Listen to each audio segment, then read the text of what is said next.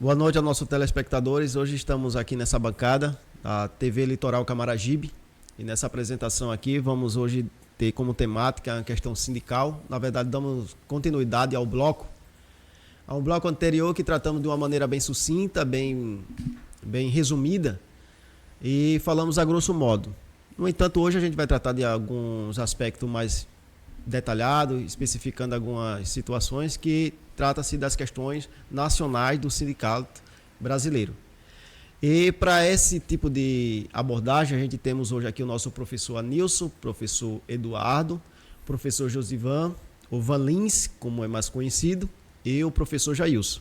Positivo. Sobretudo, a pauta de hoje vai ser baseada nas questões sindicais. Todavia, nós pedimos a você, telespectador, que se inscreva no canal, curta, comente, que isso também endossa nossos interesses para continuarmos produzindo conteúdo que são de interesse nacional. Em termos constitucionais, é um direito a existência do sindicato. No artigo 18 da Constituição Brasileira, diz que a existência sindical, ela assegura aos entes sindicais a ampla e incondicionada liberdade para atuar em juízo ou administrativamente, na defesa dos direitos e interesses individuais e coletivos dos integrantes da categoria que representa. A pergunta que começo é: quais são as consequências inesperadas de se aumentar os impostos sindicais? Quem são os lesados com essa atitude desse grupo, dessa entidade, em aumentar imposto? Se isso é favorável a quem? A que classe? A que nos representa como trabalhador ou a classe representada? Por sua vez, hoje o professor Jailson vai começar dando abertura nesse giro de perguntas. Então, professor Jailson, pode dar início à introdução dessa temática. Mais uma vez a todos, sejam bem-vindos. Não deixem de curtir, não deixem de compartilhar, participar, deixar seu comentário. A temática de hoje, mais uma vez, dando continuidade, é muito importante e indispensável, principalmente para aqueles que exercem funções trabalhistas no Brasil, seja ela da parte privada ou pública. É um assunto pertinente e se você está assistindo, se tem um parente, um familiar, no qual é um trabalhador que está nesse contexto, você pode estar bem atento aí, pode ficar bem atento, pegar um pouco dessas informações e buscar mais ainda e orientar para que o seu pai, seu irmão, alguém do seu parentesco seja orientado por você, certo? A questão, como você falou aí, a existência do sindicato legalmente, realmente é reconhecida por lei na nossa normativa da CLT, mas infelizmente nos dias atuais nós percebemos que com tanta politicagem e com a existência de uma ação socialista bem pejorativa, onde tem de façanha, de praxe, na verdade, o benefício coletivo onde não existe, mas sim os próprios interesses. Nós encontramos aí uma classe que, ainda que esteja reconhecida legalmente, ela, no decorrer do tempo, ela perdeu a sua atividade legal, passando assim a buscar seus próprios interesses partidaristas, e entre outros aí. E esse imposto, que era arrecadado que na reforma trabalhista de 2017, ele deixou de ser obrigatório e sim opcional. E o interessante é que, quando foi decidido lá no Congresso, o próprio STF ele reconhece a inconstitucionalidade da arrecadação e a obrigação de arrecadar esses impostos, né, a contribuição do imposto sindical. Então, a própria Corte, né, que agora recentemente agiu o contrário da sua decisão, reconhecendo em 2017 a inconstitucionalidade dessa imposição e a obrigação do imposto sindical. Recentemente, agora no mês de setembro, começaram a analisar pelo ministro Barroso, e aí Gilmar Mendes analisa a postura, a decisão, a análise do Barroso, e o Gilmar Mendes pega essa pauta e lança aí como algo não sei se a gente podemos dizer assim, ao invés de o Congresso estar decidindo isso aí, eles pegam a pauta do Congresso e decidem por si, reconhecendo, ou seja, trazendo novamente com uma nova linguagem, como de assistência, né? Ao invés de imposto, de assistência, trazendo essa imposição com uma nova roupagem, né? E isso aí vai pesar ainda mais no bolso do trabalhador, sem o deixar de forma livre. Dão uma narrativa no texto, e no texto do STF, quem for lá buscar aí no site do STF, eles começam dizendo que não é obrigatório e tal, mas que o imposto coletivo, seja por pacto, você chega lá, eu reconheço, eu quero participar, tal, aí eu vou contribuir, aí é uma liberdade do trabalhador, mas aí a parte coletiva, ou seja, mesmo aqueles que não estão filiados, eles passarão a contribuir obrigatoriamente, certo? Mais embaixo no texto diz assim, com direito a se opor, mas aí já tem outras partes que obrigam até eles a participarem. De qual forma nós podemos dizer que eles vão recorrer e sair livre dessa situação? Muito difícil. Repetindo a pergunta para o professor Eduardo, quais são as consequências inesperadas do aumento do imposto sindical, Eduardo? Pode fomentar, por favor? Olá a todos. Olá, professor Edinaldo, a todos da bancada. Olá a você, nosso querido inscrito, e a você que está também nos assistindo. Eu te convido nesse momento, se você não é inscrito, a se inscrever e participar conosco ativamente aqui no nosso canal, no nosso podcast, aqui na TV Litoral Camaragibe. Bom, com relação a esse aumento, né, 12%, aí que o STF quer nos impor no sindicalismo, o único beneficiário com isso serão, obviamente, os grupos sindicais, porque aumentarão a arrecadação para eles.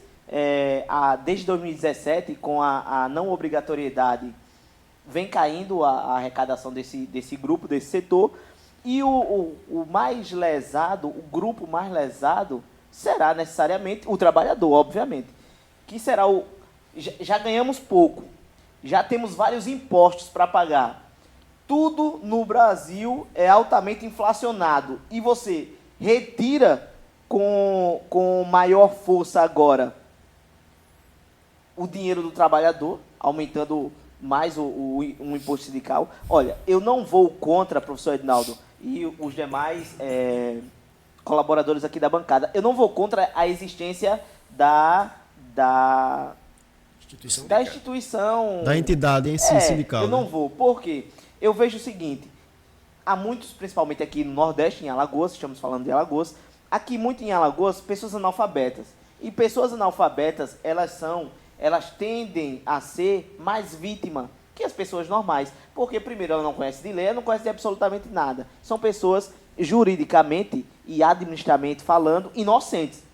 Então, essas pessoas, na mão de empresários e de pessoas de alto poder aquisitivo que tenham má fé, podem forjar documentos para que essas pessoas assinem, que vá lá uma parte do dinheiro, ou que ela perca em serviços ou em outras questões. Então, a existência do sindicato é necessária, ao meu ver, para intervir nesses casos. Só que esses casos e essas demandas são necessariamente baixas. Então, nesse caso, Eduardo, seria como fosse um intermediário, simplesmente essa é a função, né? Exatamente, perfeito, professor Edinaldo. Eles deveriam ser um intermediário para pessoas relativamente inocentes e que para pessoas que necessariamente precisam. Quem são as pessoas que mais precisam? Os analfabetos. Então, essa instituição deveria, em si, chegar nesses analfabetos como alguns fazem,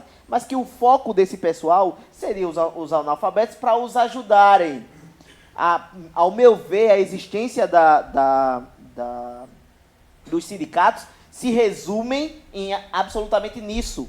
Só que, aí o que é que acontece? Hoje em dia, eles não estão focados em bem-estar para o trabalhador, quais são os acordos que podem prejudicar o trabalhador, o que esse patrão, vamos dizer assim, esse empresário que tipo de relação ele está tendo ou quer ter com esse trabalhador. Eles não olham, eles não observam isso. Hoje, os sindicatos no Brasil, professor Ednaldo e Algemar da bancada, hoje, os sindicatos, eu afirmo a vocês, estão servindo de palco político. E o pior, para a pior força política que o Brasil tem hoje, que é a esquerda. Hoje, esse pessoal, todos eles do sindicato, são aliados e são pró-esquerda, pró-Dilma, pró-Lula, pró-comunismo.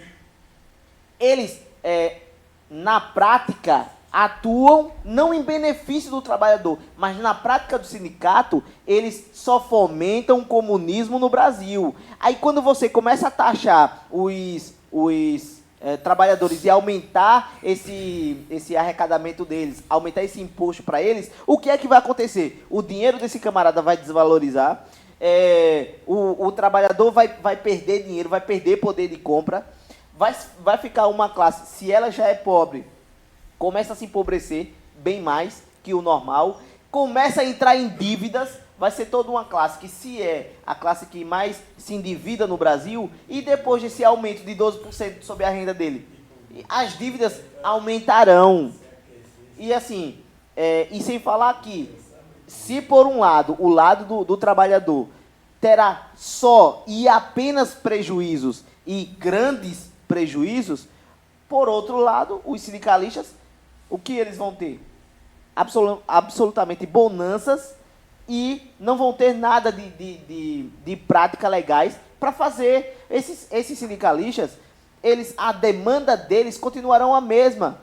Nenhuma atividade a mais no seu trabalho vai ser adicionado. A única coisa que será adicionado a todo esse grupo são só os zeros para aumentar o dinheiro no bolso de cada um desses sindicalistas. Contudo, professor Josivan, pode ter sim um comentário sobre as questões das consequências inesperadas, porque, de certo modo, o trabalhador ou a classe trabalhadora brasileira, elas são pegas de uma forma inesperada para uma classe que ela tem premeditado toda essa organização de aumento de cobrança de imposto. Então, ou seja, um sindicato que ele parece ser bem mais predatório e anti ao trabalhador. O que é que você pode nos dizer em relação a isso? Olá, pessoal. Boa noite, tudo bem? Ednaldo, é o seguinte, eu quero iniciar falando hoje diretamente para os nossos telespectadores justamente a respeito dessa cobrança, que aparentemente, a gente olharmos, se não for com um olhar crítico, a gente vai perceber que é um valor quase insignificativo para o trabalhador. Por exemplo, com esse aumento aí de 12%, o trabalhador vai pagar no ano R$ 158,40. Aqueles que não se sujeitar, não quiser aderir ao sindicato, ele vai ter que pagar uma multa, que é uma multa que está sendo obrigatória, de R$ 150, ou seja, ele descontou aí, deu um desconto aí para o trabalhador que não quer aderir ao sindicato, de R$ 8,40. Agora, a pergunta é a seguinte, esses R$ 150 das pessoas que não querem aderir ao sindicato, é só uma vez, pagou e acabou, ou todo ano vai ter que pagar isso? Provavelmente, com certeza, todos os anos vão ter que pagar os R$ 150. Então, na verdade, não tem opção, por causa de R$ 8. Então, a gente olhando assim... Ô, professor Josivan, você ressaltou algo aí muito interessante em relação assim, ao valor per capita, né? Sim. Parece ser irrisório. É irrisório. No entanto, essa soma gigantesca para uma classe que ela é burocrática e predatória, isso tem uma somativa muito alarmante justamente, no país, né? Justamente. É isso que eu quero trazer à tona para os trabalhadores perceber que não é insignificativo. E outra, Entrando é de grande valor. No que o Ivan falou. Por exemplo, aí você tem os 8% do INSS. Aí já tem lá 8% do INSS. Aí você tem mais os 12% que querem ser aprovados aí. Não, já está aprovado. Do STF. Não, na verdade não é nem do STF, porque é o seguinte, 20% do STF dinheiro do julgou trabalhador. o ser humano, o trabalhador, o ser humano, era pra ele. a sociedade brasileira, ela se abnegou dos seus direitos. O nosso destino está nas nossas mãos. O destino de cada pessoa está na sua própria mão, não está na mão de ninguém. Mas quando você se abstém daquilo ali, alguém vai guiar o seu destino.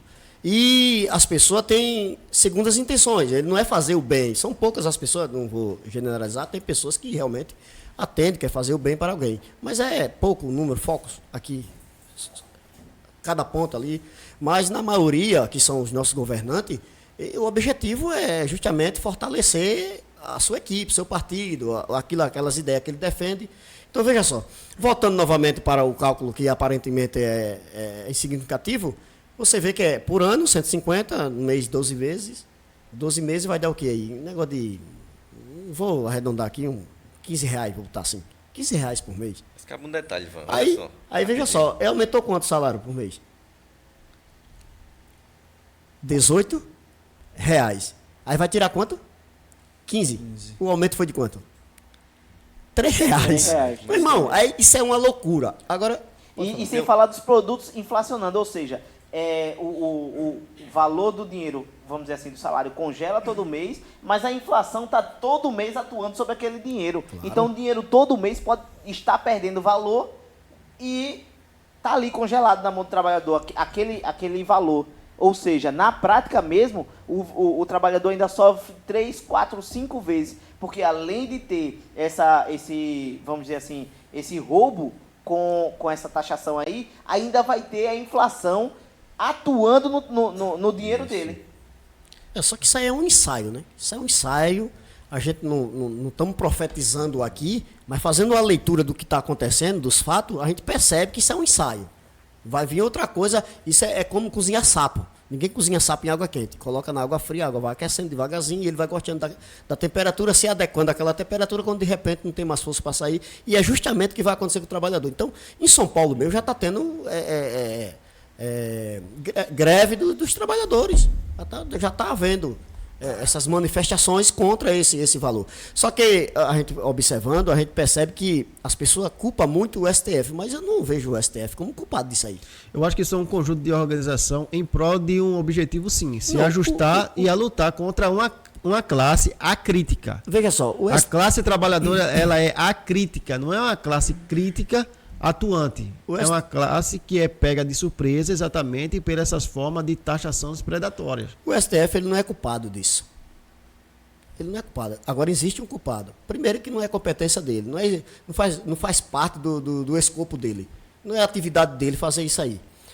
Existe um órgão no nosso país que é eleito pelo povo, pelo trabalhador, que é justamente a função dele. A Câmara e o Senado. A Câmara e o Senado. Então, se o Senado e a Câmara estão inertes com relação a isso, aí o STF está fazendo o papel dele, de trabalhar no lugar do Senado. Então, isso vai mostrar que lá para frente, mais daqui a pouco, vai acabar o Senado, acabar tudo, e vai ficar só o STF. Ou vai existir de uma forma estacionária, né? Que já está, é né? O que está acontecendo, já é o que está acontecendo. Como muitos então, que estão ali têm dívidas na claro, justiça, vários processos. Então, eles se então a única coisa que eu vejo que há um jeito para resolver isso aí é a questão de que o povo tem que se manifestar. Se o povo não se manifestar, eles vão levando isso aí até quando der.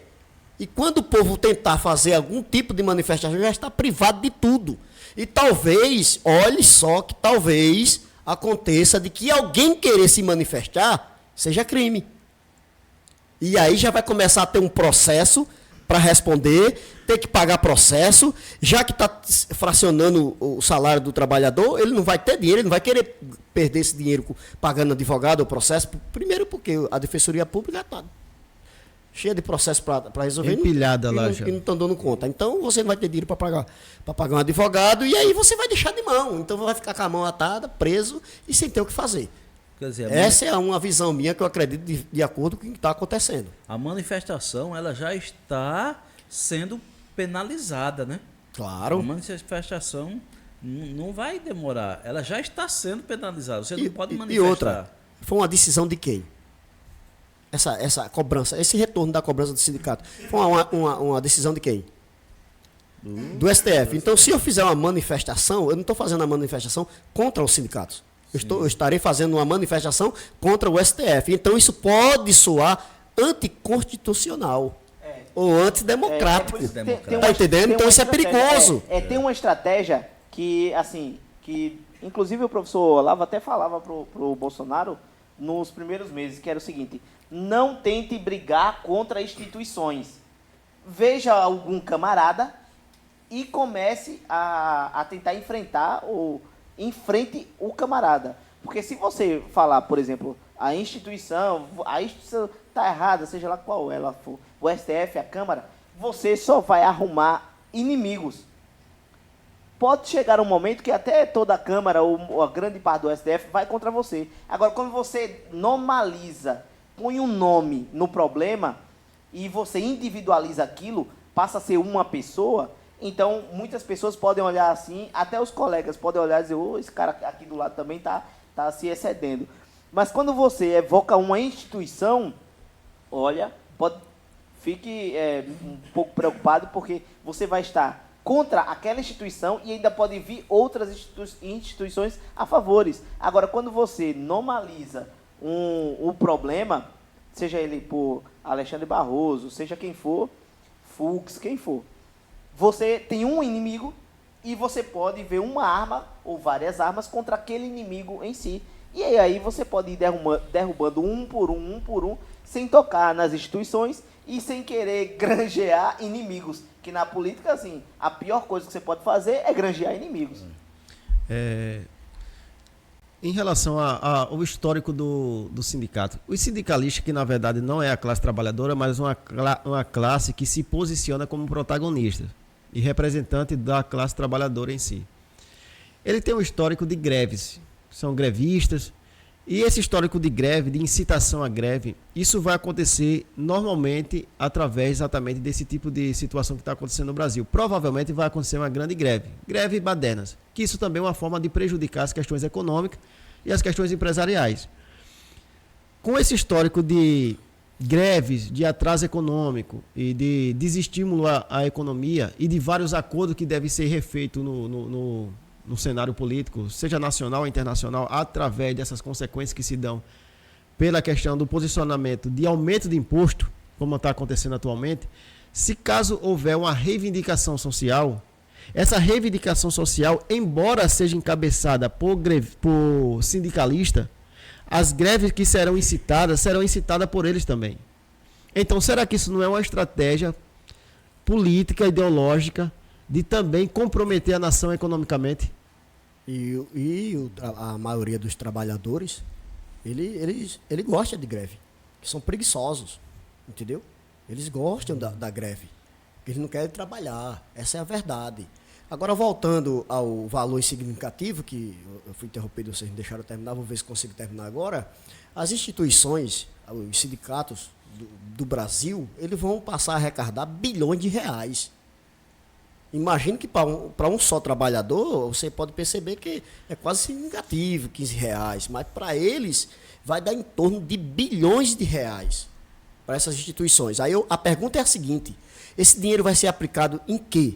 Em benefício do trabalhador? Porque isso o sindicato foi instituído justamente para fazer esse tipo de coisa. Mas você observa que os sindicatos hoje, os diretores, aquelas pessoas que trabalham no sindicato, hoje estão se candidatando a deputado, a governadores, a prefeito. E, inclusive, o nosso presidente é um ex-sindicalista. Foi através do sindicato que ele conseguiu chegar onde está hoje, onde se encontra. Então, são bilhões de reais que vai ser arrecadado.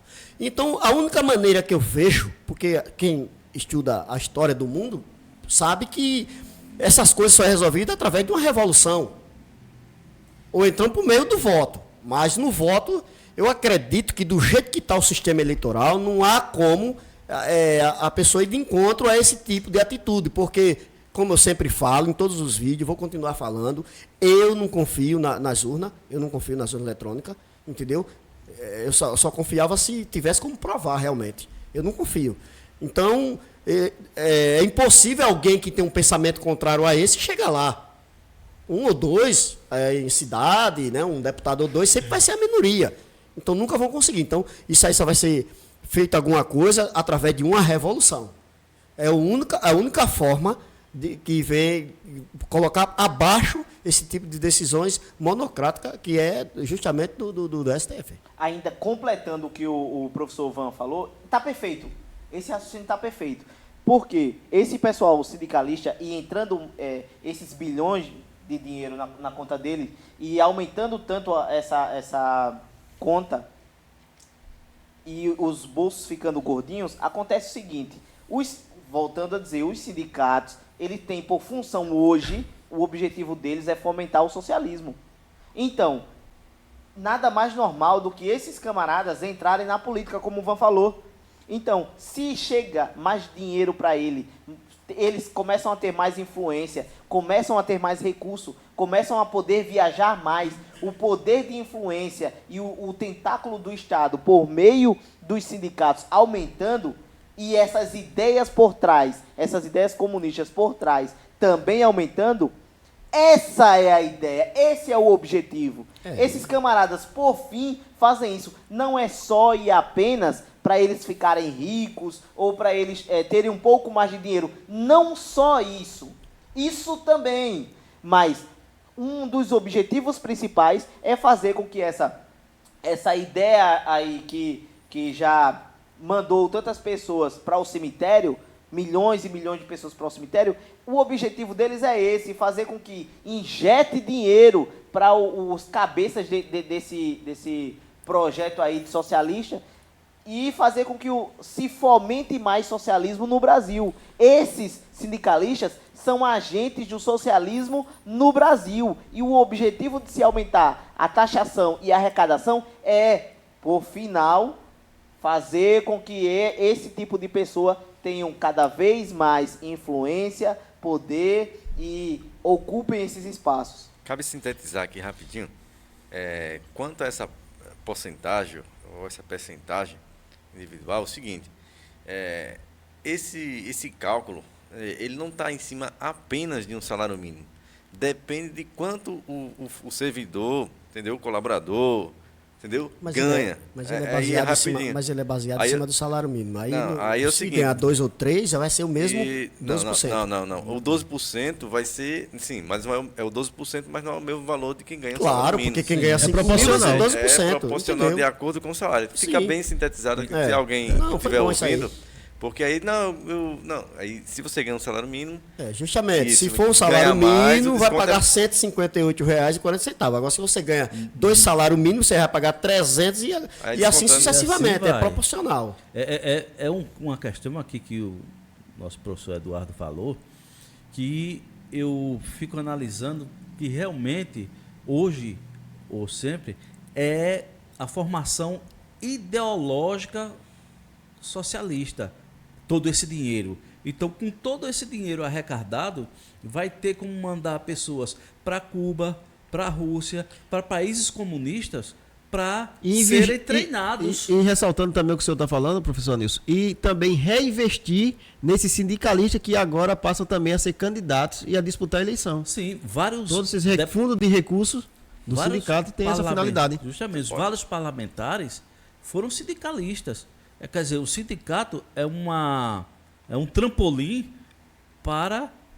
não, é defensor do trabalhador, é defensor do trabalhador. Então, com esse discurso que o ex-condenado... Ele ganha um ingresso para o parlamento, né? Disputar eleições. Com esse discurso é que o ex-condenado, que se tornou presidente, está hoje presidente, foi deputado e tal, e que... fazendo greves na porta do ABC Paulista, ali das montadoras, e ganhando multidões, multidões, e depois os públicos dinheiro. A mesma tática de quem? Do famoso austríaco alemão Hitler. Se a gente for fazer uma analogia, é a mesma tática. Até porque a nossa Constituição e a nossa inspiração sindical, ela é nazi-fascista. Ela é italiana e ela é alemã. Sobretudo, estamos encerrando o primeiro bloco e nós agradecemos a sua participação. E não esqueça de dar o like, se inscrever e compartilhar.